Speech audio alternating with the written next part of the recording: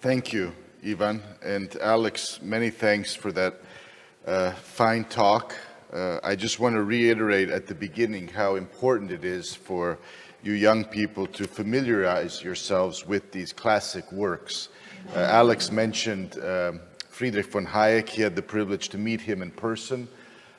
His work, The Road to Serfdom, has been translated in Croatian, Put u robstvo, and I would highly recommend it, as well as Pope John Paul II's encyclical Centesimus Annus, which was published in 1991 and was a very, very powerful reflection from inside the church on the importance of a free economy, private property, things that the church has defended for centuries, but need to be reinterpreted again in today's circumstances. And I think this was a very timely encyclical shortly after the collapse of communism. So because we're in Croatia, I wanted to highlight a few things and direct my remarks to this audience, because I think it's important to remind ourselves about the legacy of communism and about the fact that freedom is very fragile. As I mentioned earlier, many of your parents and grandparents did not live in a free country, did not enjoy basic freedoms, were deprived of many human goods that properly belong to us according to God's plan. It was really an anti-human experiment that left a tremendous damage. And so we shouldn't take this lightly. Communism was based on a lie, and the people enforced the Communist Party throughout the world, including here, reinforced these lies on a daily basis and pushed people to make compromises with their conscience on a daily basis. And this is very corrupting to the moral character of every human person. There were, of course, people who resisted heroically and spoke out against this inhuman system and paid a dear price for that, and we should not forget that. Many of them will remain anonymous and not known to us, but they are great witnesses to the power of the human spirit. As Alex said, you can still be free and behind prison gates if you have this proper understanding of what human existence is for. So many people perhaps who are out in the world pursuing their interests are slaves to either addiction or to the wrong idea of what human life is meant for. So that's an interesting. I'm reminded of this when I visit cloistered convents here in Croatia. I see, for example, cloistered nuns, the Carmelites. They have a convent near Zagreb, just in the suburbs, and they spend their entire life in prayer and in serving God, not integrated in wider society, but closed and separated from the world. And what strikes me is how happy these cloistered nuns are. They have magnetic smiles on their faces, and this is a witness to this deep truth. Many people who are free and perhaps even wealthy that I know are actually miserable. So, starting with Greek philosophy, a lot of effort was made to really explain what the good life is, what it's meant for. Aristotle would say virtue. That's what human beings are designed for, to strive for virtue, which takes a lot of effort. It's not easy. Now, Christianity builds on this. The church has taken a lot of pagan wisdom in particular from Greek philosophy, and develop this into a new synthesis, which includes really a higher call to holiness. So it's not enough just to live a virtuous life and try to be happy. We are called to something higher, holiness, which we see the rewards only after this life. So these are things that we obviously have to take into account. Economic prosperity is important, but in the end, it's not enough to make people happy. We're reminded of this frequently. So a lot of these things that the world offers us as the path to happiness, whether it's power or pleasure or fortune or fame, they usually end up in a dead end. And we see this particularly in Hollywood, I would say, where all the things that the world can offer are in abundance. This is where maybe this temptation to take the wrong path is strongest. And we see lots of famous people, wealthy people who are miserable, who have dysfunctional families, who end up in drug addiction. I tell my students, king the biggest king of all, Michael Jackson, died before he reached the age of 50. So Michael Jackson, the king of pop, probably no one will achieve that level of fame and admiration by fans throughout the world, died before he was 50, miserable. So what do we teach here? What is the purpose of this? Well, we want to reinforce certain basic truths.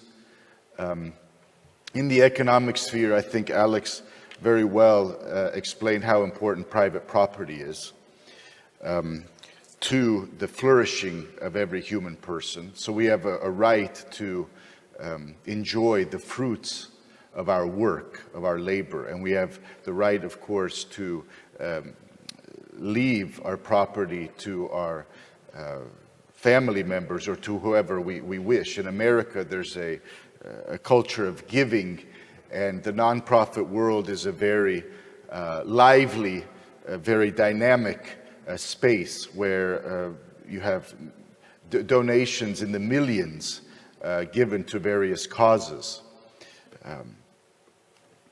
Many people, because of prestige, like to give to these Ivy League universities that have raised hundreds of millions of dollars and, according to many people, are doing more harm than good today. That's what the universities have become, almost a corrupt enterprise, charging huge tuition so that these professors, left-wing professors, many of them radical, can indoctrinate students. So that's what's happening as well in America and elsewhere. I want to spark the discussion. I hope you ask questions so you make the job of the moderator easier for Ivan. If there's questions from the audience, that's why we're here. But I wanted to present a few points just for your consideration, and perhaps that would make the discussion easier. I think in places like Croatia, which historically are Catholic, and are still quite socially conservative compared to other countries, there's a lot of confusion on economics. There's a lot of misunderstanding about the role of government. There's confusion about what creates wealth. So it's not the government that creates wealth, it's the human talents, the human mind, innovation. We have some of the wealthiest countries on earth that have very few natural resources. So the question is why? What creates wealth? Well, the answer is the human person, but also a free economy which can function under the rule of law.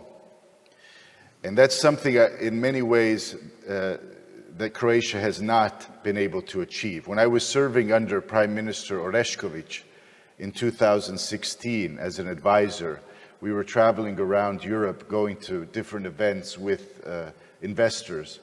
And he kept hearing the phrase, Prime Minister, ABC. Do you know what ABC stands for? And at first he was struck. He had not heard what this means, and they said they were telling him anything but Croatia. Anything but Croatia. That needs to be repeated. Financial people, top investors throughout Europe and elsewhere were telling him anything but Croatia. And at the same time, we have this beautiful country. We have a culture that still is quite healthy, I would say, compared to other places. The family is still something revered in Croatia. So many of us have the fortune of growing up in a two-parent family with a mother and father. That's not the case for many people today, and increasingly here, I'm afraid, as well. But this family still retains its seminal role and has been recognized. That's recognized largely by people in Croatia. But the fact is, we're still economically underdeveloped, despite vast natural resources, this incredible coastline that's second to none. So whenever I'm hosting people coming from America or elsewhere, it's where I grew up. I had some friends coming this summer. They're stunned by the natural beauty of Croatia. But the fact is that many people are still leaving this wonderful country and searching for opportunities elsewhere. The jobs are outside of Croatia. And so why is that? And I think I will just mention for your consideration a few myths that exist in Croatia about the free economy, about the free market. We really don't have anything resembling a really free economy here. It's a very highly regulated crony system that we have in Croatia, where the politicians interfere on a daily basis in the marketplace, and they don't want to relinquish this power. So the politicians want to keep it this way, that they decide who will be the winners and losers in the marketplace. And every entrepreneur can tell you that. It's difficult to grow a business separate from political power brokers.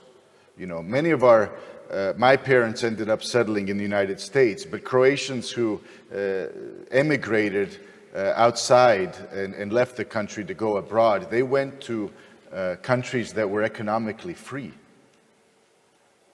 You know, they went to places with opportunity where you didn't need to know politicians personally to have a thriving business. Places like Australia, Canada, the United States, Germany, and elsewhere. And they've done very well. So the question is, why have Croatians succeeded throughout the world? Many of them left Croatia uneducated. They had no education, not even a primary education. And they settled in these countries and did very well. They had virtue, they had the habits of hard work, and they persevered and they succeeded for themselves and their families. But they're leaving this country. So the obvious question is, why is it possible for them to succeed abroad and not here? And I think one of the reasons is that politicians do not want to give up their influence in controlling the lives of citizens, and there's a great price to that. But there's also economic confusion. So economic thinkers will first explain, free market thinkers will explain that the economy is not a zero-sum game. It's not a zero-sum game. So the wealthy people who have succeeded, let's say, if they played by the rules and achieved success in business and are not corrupt, let's just assume that, they're not taking necessarily from someone else. So the poor are not poor because someone else has succeeded. And Croatians like to blame other people for their plight. You know, it's everyone else's fault. But meanwhile, they do very little to change their own circumstances. So this has a lot to do with personal responsibility and recognizing that we're responsible in the end for our own lives. There's obviously a role that luck plays in every society. But what we're trying to instill is this, central truth that there is a role for every single person, we have to take responsibility, and that allowing for people to start businesses and functioning under the rule of law, which is still an obstacle here, I'm afraid. When we were hearing ABC, anything but Croatia, one of the main complaints was the state of Croatia's judiciary. Investors do not have confidence in the Croatian judiciary, and I can't help but believe that part of the reason for this is that we have not confronted the legacy of communism and all its effects properly. So we know how the courts function. And there's a lot of corruption, but also human laziness, irresponsible judges, but also many of the people I talk to, companies, have felt badly treated in the courts. And so this is something that the politicians have to resolve. So the rule of law is essential for government to manage and to nominate good judges, but also to have an objective, efficient system. But instead of putting the judiciary right, our politicians spend more time trying to run public companies, and that's where they're employing their cronies and so on. And so this is the way, unfortunately, HDZ, that's their model of governing. It's been from the beginning, and that's how they gain votes, simply by making people dependent on this money for their livelihood. And many of these people who have objected to this have already left Croatia. So it's not an easy political landscape. A lot of the people who would be naturally attracted to our party to vote have already left Croatia. They're living abroad, helping these other nations. And so these ideas matter, like I said, and there's myths that, for example, that the economy is a zero-sum game. It's not. A free economy creates incredible wealth and is really the engine for people to leave poverty. That's the truth. So governments create poverty through the mismanagement of resources. Free markets create wealth. And if you look around the world to countries like India and China, only by allowing investment and protecting private property have these countries been able to rise, and hundreds of millions of people are no longer living in poverty. That's the truth. And I think that needs to be restated, especially in Catholic countries where many clergy, but also bishops, still have the wrong assumptions on questions of economics. So this is another thing that Acton is doing, helping to educate bishops, which is very important, very important. They should perhaps organize a seminar here in Croatia. I would be happy to help. I don't know if the bishops would be eager to listen, but this is important. The economy matters, and what the church says matters. And so we have to address this question of confusion. Now next is something that Centesimus Annus addresses, and I'll finish here and allow for questions so we have time, is the nature of profit. It's almost a bad word in Croatia. Profit is according to John Paul II in Centesimus Annus, he correctly says that it's an indicator, profit is an indicator of the well-being or well-functioning of the firm. Economically speaking, it is much more. It is an indicator of a fulfilled social responsibility of the company and of a specific business, the creation of economic value. Profit indicates that economic value has been created. Now, going back to Croatia's circumstances, let's assume that the company is not corrupt, is not a crony company, just taking contracts from the state, but is actually on the market achieving success, like many of our IT companies, for example, that are being now purchased by huge funds from abroad because they're so competitive and successful. What makes these businesses work? Why are they so successful? They reward ingenuity, they reward innovation, hard work, making the right management decisions. This is the way the market properly works. In state-run companies, in public companies, that's not the reality. That's not the reality. We see this with INA, our oil company. It's, technically speaking, a private company with the majority stake owned by MOL, the Hungarian partner, but it's actually still largely owned by and run by the Croatian government. And so it's not a coincidence that we have these scandals in companies like INA. In the private sector, this happens extremely rarely, that money just disappears. 1 billion kuna simply disappears and ends up on the bank account of a retired person in Šibenik. That's not happening on a regular basis in private companies, where the owner, I can assure you, knows where every kuna should be. But in INA, we have a complete mess. We have a complete mess. And no accountability. So the Prime Minister has asked for the Croatian members of the board to resign, and they have yet to do so. They have not resigned because they want their severance packages paid out, their compensation. And they've completely failed at managing this huge company. So the question is, again, why is this happening? When I speak in Parliament to ministers on this issue, they tell me, oh, Mr. Bartulica, the ownership question really is secondary. It all comes down to whether the board members are taking their responsibility seriously. So if it's a state-owned company, it doesn't matter, it can still be efficiently run. But the experience shows that that's not the case. That's not the case. Political cronyism and state ownership encourages, unfortunately, corruption. It doesn't necessarily always have to happen, but the temptation is so great that it happens all the time, and we know the cases here.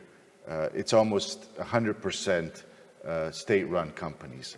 And so we have to make these arguments again and again, that it's the private sector that creates wealth, added value, not the government. The government allocates money that it takes from the population and redistributes it according to its priorities. But Plenković, our prime minister, is not creating wealth. And unfortunately, he doesn't even understand how wealth is created. So he's more or less following the instructions of Brussels. He's made our country completely dependent on EU funds.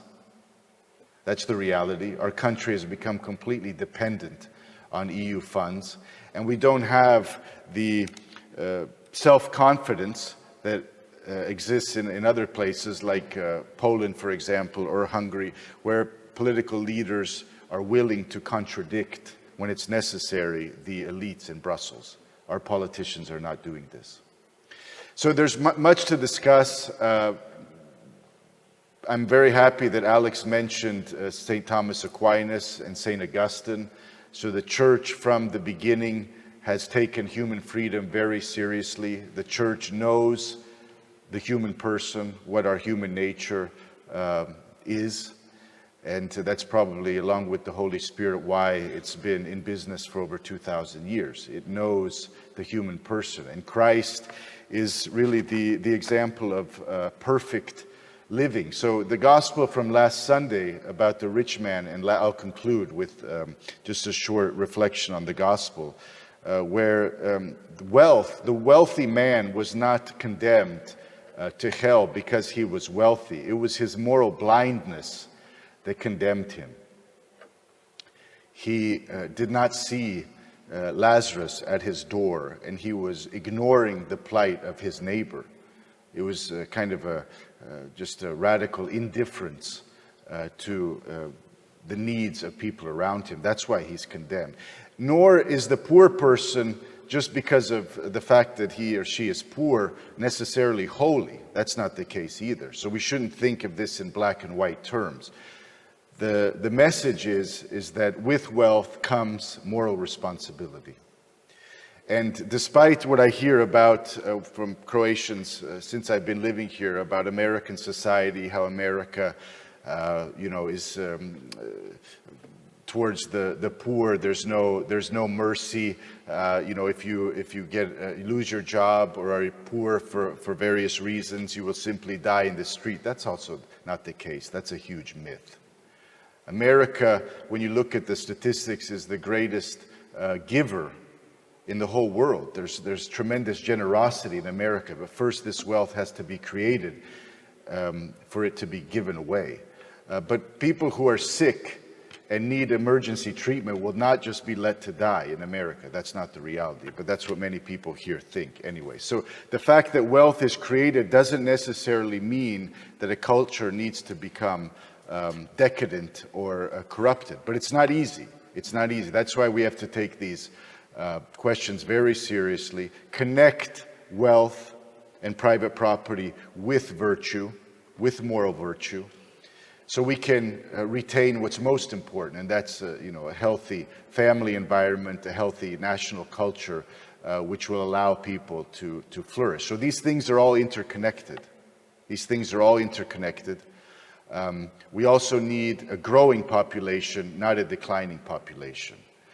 So I think for anyone who's concerned about Croatia, wants people to return or not to leave, wants to see his or her children or grandchildren remain in Croatia, we have to address these questions and promote human freedom, but also economic freedom. That should be the responsibility of every patriotic Croatian, to promote less government, to really put the politicians under pressure to reform and to stop mismanaging and abusing their power. So thank you for your attention, and I hope there's a lively discussion. It's not every day that we have such distinguished speakers here in Split, so take the opportunity. Thank you.